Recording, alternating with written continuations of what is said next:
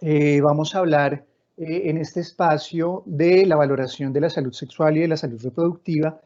Y quiero básicamente enfatizar en algunos conceptos que pienso que son muy relevantes para poder realizar esta valoración, más allá de lo que tenemos, digamos que, explicitado en nuestro lineamiento técnico y operativo de la ruta de promoción y mantenimiento.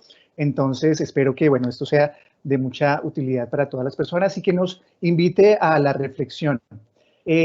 Abordar la valoración de la salud sexual y de la salud reproductiva, pues básicamente implica tener unos conceptos muy presentes. Voy a desactivar mi cámara para garantizar que no tengamos problemas con la conexión. Y estos conceptos, por supuesto, uno de ellos tiene que ver con la sexualidad, y es como la sexualidad es un concepto amplio. Por lo tanto, cuando vamos a hacer esta valoración de la salud sexual y de la salud reproductiva, el concepto de sexualidad debe estar absolutamente claro, entendiendo que la sexualidad es un aspecto central de los seres humanos. Una característica muy importante es que está presente a lo largo de todo el curso de la vida. Somos seres sexuados desde antes de nacer y, como decía un profesor mío, hasta 30 minutos después de la muerte seguiremos siendo seres sexuados. Entonces, la importancia de reconocer que está presente durante el curso de la vida es muy importante. Y la sexualidad abarca, por ejemplo, el sexo, que son estas características biológicas que nos definen a los seres humanos como hembras o como machos, tiene en cuenta las identidades y los roles de género, que es bien importante, cómo nos identificamos muchas veces en relación con lo masculino y lo femenino o en alguna parte de este espectro. Abarca la orientación sexual, que es esta hacia dónde dirigimos nuestro gusto, nuestra atracción erótica y afectiva. Por supuesto que incluye el erotismo, que es bien importante porque es lo que nos mueve muchas veces a realmente ejercer y vivir, por ejemplo, la sexualidad en esta, digamos que teniendo en cuenta esta parte que va muy de la mano con el placer. Erotismo y placer que están, digamos que en la base de este gráfico. Por supuesto que la intimidad se abarca cuando hablamos de sexualidad y es bien importante reconocerlo porque seguramente es una de las dimensiones más íntimas del ser humano y por supuesto que se expresa también a través de la reproducción. Siguiente. Entonces, la sexualidad puede manifestarse de múltiples formas y cuando la estamos valorando, pues bien importante tener en cuenta cómo se manifiesta y cuál es la multiplicidad de formas en la que lo hace. Se puede manifestar a través de pensamientos, de fantasías, de deseos, de creencias particulares, de comportamientos y prácticas, por supuesto, a través de los roles y las relaciones. Importante tener en cuenta que todas estas formas en las que se expresa la sexualidad pueden estar presentes en algún momento del curso de la vida de variadas formas, pero también que pueden no presentarse. O sea, no es obligatorio que en algún momento del curso de la vida estemos desempeñando un rol específico o tengamos una práctica determinada. ¿Sí? Esto va variando. La sexualidad, una de sus características, y es bien importante tenerlo en cuenta, es que es dinámica, va cambiando en la medida en que vamos atravesando el curso de la vida y también va cambiando dependiendo de otros contextos o de otros elementos que están participando, como el contexto religioso, el contexto político, el contexto cultural, socioeconómico, religioso o espiritual inclusive. Entonces, todos estos factores hay que tenerlos en cuenta a la hora de introducirnos en la valoración de la salud sexual y de la salud reproductiva. ¿Y por qué hablar inicialmente de sexualidad? Porque la salud sexual y la salud reproductiva están contenidas dentro de este concepto amplio de lo que es la sexualidad. Siguiente. Se han reconocido, digamos que algunas funciones clásicamente de la sexualidad que todos queremos y podemos vivir en algún momento. Y esto va a ir cambiando, como lo decía, durante el curso de la vida. Hay unas funciones muy importantes en cuanto a lo comunicativo y lo relacional. O sea, la sexualidad nos permite vincularnos al otro, nos permite relacionarnos con el otro. Por supuesto, nos permite manifestar nuestros sentimientos, nuestro afecto hacia las personas. Y es una función o una de las funciones más importantes en las que las personas vivimos y ejercemos la sexualidad y los derechos sexuales y los derechos reproductivos que vamos a ver en un momento. Hay una función erótica que es muy importante y como lo he manifestado usualmente, es uno de los motores que nos mueven a ejercer nuestra sexualidad y que está presente y que muy seguramente en determinados momentos del curso de la vida la queremos separar por completo de la función reproductiva porque no nos interesa. Pero habrá otro momento del curso de la vida en donde la función reproductiva sea muy importante para las personas. Entonces, reconocer estas funciones de la sexualidad nos puede dar unas pistas muy importantes a la hora de enfrentar la valoración en salud sexual y reproductiva. Siguiente. Básicamente, esta valoración de la salud sexual y de la salud reproductiva se enmarca en la ruta de promoción y mantenimiento de la salud, ¿cierto? Entonces, ¿qué estamos haciendo? Promoviendo que los individuos se desarrollen por completo, desarrollen todo su potencial y alrededor de la sexualidad promovemos que gocen de un verdadero estado de bienestar alrededor de la sexualidad y la reproducción. Recordemos que la salud sexual no es solo la ausencia de enfermedad, sino es un estado completo de bienestar físico, mental, social, inclusive espiritual, alrededor de la sexualidad y de la reproducción. Y para que alcancemos la salud sexual requerimos de un enfoque positivo y respetuoso de la sexualidad y de las relaciones sexuales, así como la posibilidad de tener experiencias sexuales placenteras y seguras, libres de todo tipo de coacción, discriminación y violencia. ¿Vale? Entonces, ese enfoque positivo es lo que estaremos planteando en esta ruta de promoción y mantenimiento.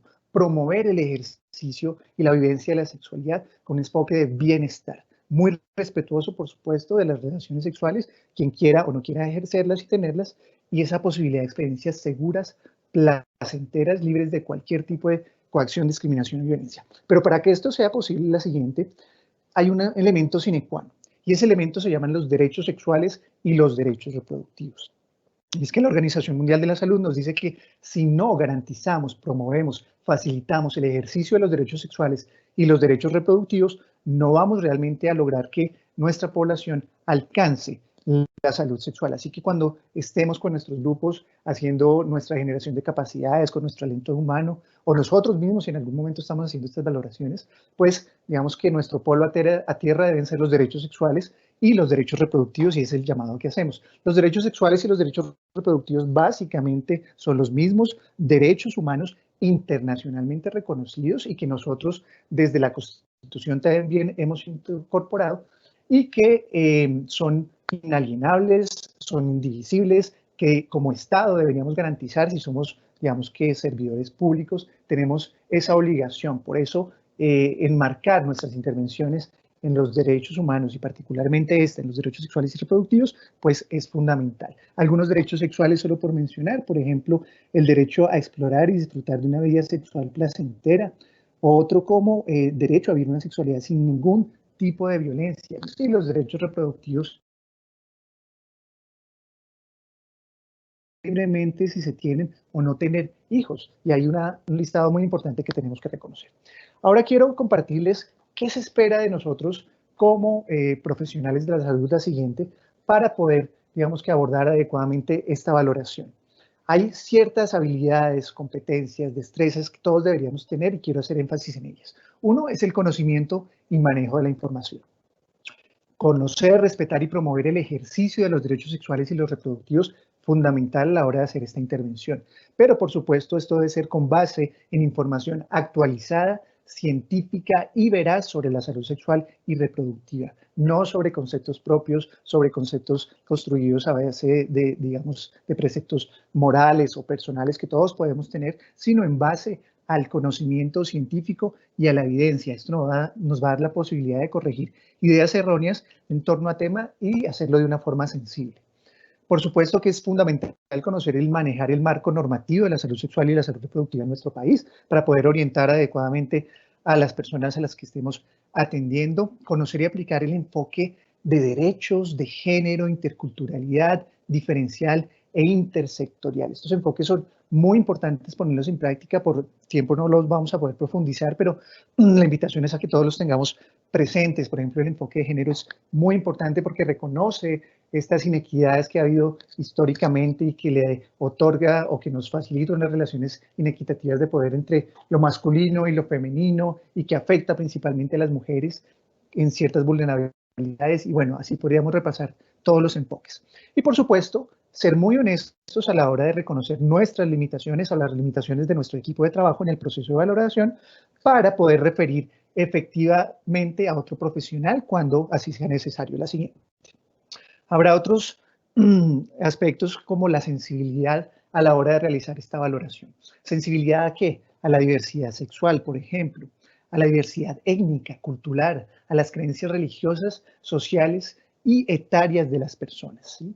Cada persona es un mundo diferente y somos tan diversos como personas hay en el mundo, y dentro de esta gran diversidad el reconocimiento nos facilita brindar una atención de calidad.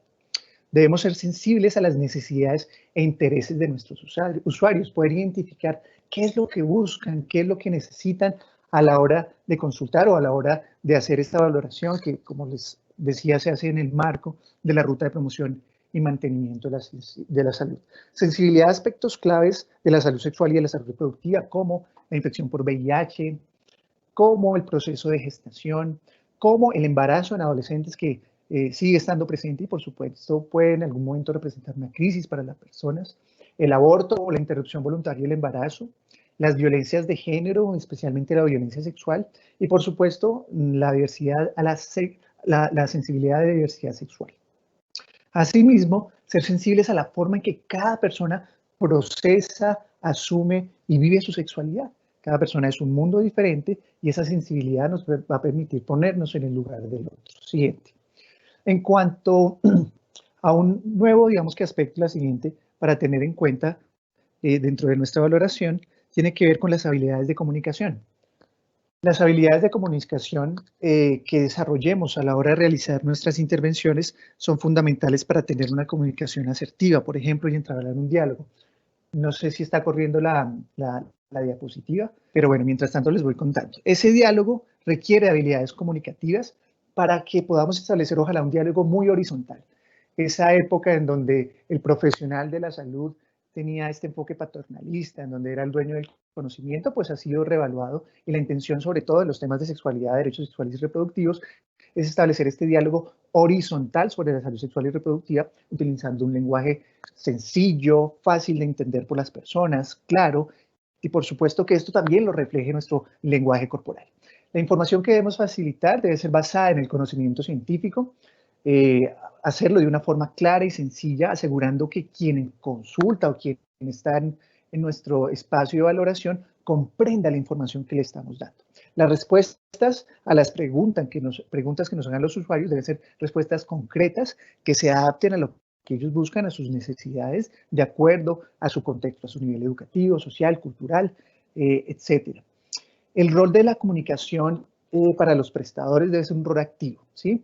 Participemos, preguntemos, respondamos lo que digamos que a las expresiones de nuestros usuarios, ¿sí? Participemos activamente para poder manifestar un interés genuino de poder responder los requerimientos. Y eso también requiere, por supuesto, una capacidad de escucha activa y empática, ponernos un poquito en el lugar del otro para identificar esas necesidades, dificultades, expectativas y sentimientos alrededor de la sexualidad, de los derechos sexuales y de los derechos reproductivos. Siguiente. Y para terminar, algunas actitudes y habilidades que quiero recalcar. Una actitud receptiva, o sea, tener y crear un ambiente cálido, empático y sensible. Y esto puede partir, por supuesto, desde el mismo espacio físico, ¿no? Debemos garantizar que el espacio físico donde hacemos la valoración de la salud sexual sea un espacio que permita respetar la confidencialidad, la privacidad, en donde se sienta segura la persona de que lo que se esté hablando no va a salir de este ámbito de la consulta, a no ser que ella así lo manifieste. Por eso mismo hay que garantizar esta confidencialidad y dejar claro que todo lo que se diga en el espacio es completamente confidencial. Esa capacidad de establecer relaciones interpersonales libres de prejuicios y discriminación que garanticen la dignidad del usuario, ¿cierto? Cero prejuicios, cero discriminación, ni por etnia, ni por orientación sexual, ni por identidad de género, ni por situación de discapacidad. Al hablar de sexualidad, derechos sexuales y reproductivos, son aspectos que deben estar absolutamente, digamos que por fuera de este espacio, para promover relaciones de confianza durante la valoración que le permitan expresarse libremente al usuario, acompañarlo y generar, digamos que habilidades para que las personas puedan tomar decisiones libres, autónomas, en el marco de los derechos humanos. Y por supuesto, esto implica que nosotros como prestadores, que nuestros equipos de trabajo tengan esa capacidad para confrontarse. ¿Cuáles son mis actitudes, mis creencias frente a la sexualidad? ¿Cómo anteponer el derecho de los usuarios de nuestros pacientes al acceso a información y a servicios de salud sexual y reproductiva integrales por encima de nuestros propios prejuicios o preceptos morales que son completamente, digamos que, comprensibles y válidos, pero que a la hora de prestar los servicios sí deberían quedar por fuera? Entonces, por supuesto que esto es un repaso muy rápido de la esfera de la sexualidad, de cómo se manifiesta y cómo poderla encarar a través de esta valoración. Vamos a adentrarnos un poquito ya a las intervenciones por curso de vida, la siguiente en el marco de la ruta de promoción y mantenimiento de la salud.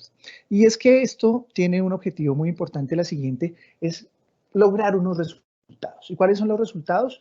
Que básicamente durante la primera infancia y la infancia contemos con personas que ejercen sus derechos sexuales, y durante la adolescencia, la juventud, la adultez y la vejez, contemos con personas que ejercen sus derechos sexuales y sus derechos reproductivos, la siguiente. Todo esto lo encuentra, por supuesto, en el lineamiento técnico y operativo de la Ruta de Promoción y Mantenimiento de la Salud, pero bueno, hagamos algunos repasos muy rápidos. En la primera infancia, por ejemplo, en cuanto a los antecedentes, es importante saber, por ejemplo, cómo fue esa historia preconcepcional, ¿sí? Si fue un embarazo deseado o no deseado, si el producto de la gestación, que es la persona que estamos atendiendo en ese momento y sus cuidadores, tiene antecedentes al respecto, ¿sí? Si han habido antecedentes, por ejemplo, de transmisión materno-fetal de VIH, por solo mencionar algún aspecto, poder establecer si ha habido exposición a violencias, a maltrato infantil, a violencia intrafamiliar, a violencia sexual, si estamos ante víctimas del conflicto armado. Seguramente en la primera infancia el examen físico va a ser muy importante porque pues, nos enfrentamos a personas que no van a expresar abiertamente muchas de las cosas que están ocurriendo. Entonces el examen físico va a ser de gran utilidad, un examen muy detallado, cefalocaudal, como ya nos lo decían, explorando, por ejemplo, la región anogenital para descartar signos de violencia sexual y poder establecer la presencia de prácticas nocivas como la mutilación genital femenina, ante la cual, pues, digamos que activaremos ciertas rutas de atención integral.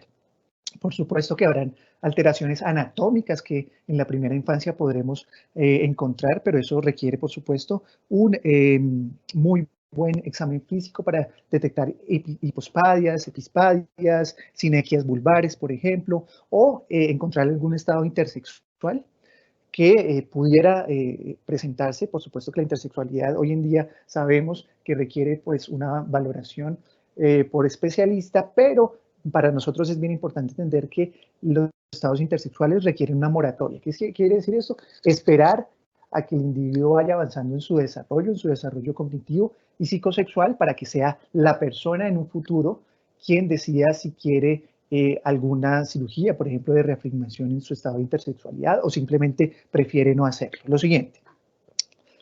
Siguiente diapositiva. En la infancia vamos a encontrar eventualmente que ya tenemos niñas con su primera menstruación, con la menarquia, y en ese momento indagaremos por los antecedentes ginecológicos, por ejemplo.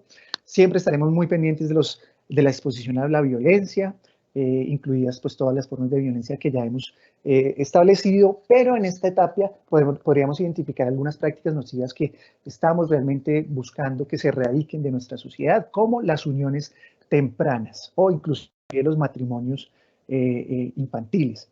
Entonces, hoy hablamos de matrimonios infantiles y de uniones tempranas, que es una de las problemáticas que están afectando a la infancia y la adolescencia en nuestro país. Habrá ciertas particularidades que ya en la infancia se pueden encontrar en relación al sexo, al género y a la orientación sexual, que en esta etapa del curso de la vida ya se empiezan a definir. En cuanto al examen físico, estaremos pendientes de la maduración sexual. Todos conocemos la escala de Tanner, que es muy útil para poder establecer los cambios que tienen que ver con los caracteres sexuales secundarios, y esto implica hacer un muy buen examen físico. La siguiente. En la adolescencia, pues, es una de estas etapas en donde la sexualidad, derechos sexuales y reproductivos tienen una muy importante implicación porque facilitan el desarrollo y todo el potencial de nuestros adolescentes. En cuanto a los adolescentes, por supuesto que seguiremos haciendo esta exploración del desarrollo puberal a través de nuestra herramienta de Tanner, conocer los antecedentes ginecológicos en las mujeres, el antecedente de inicio de relaciones sexuales, cómo se están cuidando nuestros adolescentes en la exposición a infecciones de transmisión sexual, del VIH, la prevención de los embarazos no deseados, y en esta etapa, pues muy seguramente y con mucha pertinencia, valdría la pena evaluar sobre orientación sexual e identidad de género. ¿Será que están viviendo algún proceso de homofobia, de transfobia, de bifobia, si están siendo víctimas de matoneo, de bullying por su estado, por su identidad sexual, su identidad de género, su orientación sexual? Entonces, en esta valoración, pues resulta de toda la pertinencia hacerlo. ¿Cuáles son las creencias y actitudes sobre las relaciones sexuales, sobre la anticoncepción? ¿Hay en este momento antecedentes de violencia sexual o violencia contra la mujer? Esto y muchas otras cosas. Siguiente. En la etapa adulta, en el examen físico, pues nada, seguimos con nuestro examen físico muy detallado, cefalocaudal, pero vamos ya a reconocer, digamos que, otro tipo de intervenciones. En la ruta hemos, digamos que, consignado que una de las posibles intervenciones durante el examen físico podría ser que la adolescente también reconociera, o las y los adolescentes reconocieran su corporalidad, ¿no? Y es muy frecuente encontrar que mujeres adultas que pasaron ya por todo este proceso no reconocen su corporalidad, su genitalidad, no reconocen su vulva, no reconocen el clítoris, los labios mayores, los labios menores, y en la adolescencia pudimos haber hecho en algún momento este proceso educativo. Obviamente esto requiere pues la sensibilidad, digamos que el enfoque de derechos, ese enfoque basado en el conocimiento científico, seguramente al momento ya operativo tener la compañía de el cuidador, si así lo permite el adolescente, o por lo menos de una persona de nuestro equipo de trabajo, para poder hacer esto, que este examen físico se convierta en una experiencia educativa y recibir la explicación de un profesional para poder solventar las dudas que en el futuro, como un efecto acumulativo, pueden presentarse en los seres humanos. La siguiente. En cuanto a la juventud, básicamente repasar, digamos, lo que ya hemos hablado, hacer mucha, digamos, que énfasis en la protección contra infecciones de transmisión sexual, en el acceso a algunos derechos como la interrupción voluntaria del embarazo, que por supuesto es pertinente desde la adolescencia, y preparar a las personas para poder realmente ejercer sus derechos sexuales y reproductivos sin ninguna limitación, encontrar algunos cambios físicos o psicológicos que son propios de la juventud y que pueden afectar a el desarrollo de la sexualidad. Por ejemplo, en este momento algunos jóvenes ya pueden experimentar disfunciones sexuales. Una de las más frecuentes, la eyaculación precoz en la juventud. Y para todo esto, digamos que deberíamos estar preparados, y hay muchas otras, ¿no? Lo siguiente. En la etapa adulta, continuando con lo que hemos mencionado, podríamos también corroborar, por ejemplo, cómo está la fertilidad de las personas adultas, que también es uno de los problemas que hacen parte de la esfera de la sexualidad y que hoy en día hace parte de nuestras políticas públicas, y estamos en ese desarrollo. Y muchísimas personas en el país, inclusive hasta un 10%, se considera que han tenido problemas con el desarrollo de la fertilidad. Y la presencia, por supuesto, ya de enfermedades crónicas que empiezan a aparecer en la adultez, EPOC, diabetes, hipertensión, arteriosclerosis, y que todas pueden tener repercusiones, por ejemplo, en la funcionalidad sexual o en la funcionalidad reproductiva. Para terminar, en la vejez, pues hacer, digamos, un énfasis en algunas situaciones que ocurren, la siguiente, con el cambio de esta etapa de la vida. En la mujer tiene que ver con la menopausia, probablemente, y en el hombre también con una disminución de la función de la testosterona en los hombres, que empieza a declinar con el paso de los años y que puede expresarse a través de ciertas disfunciones. Entonces, el objetivo, por supuesto, no era profundizar en cada una de las intervenciones, sino dar este repaso general, ponerlo sobre la mesa y reconocer la importancia que tiene esta valoración de la salud sexual y de la salud reproductiva durante todo el curso de la vida.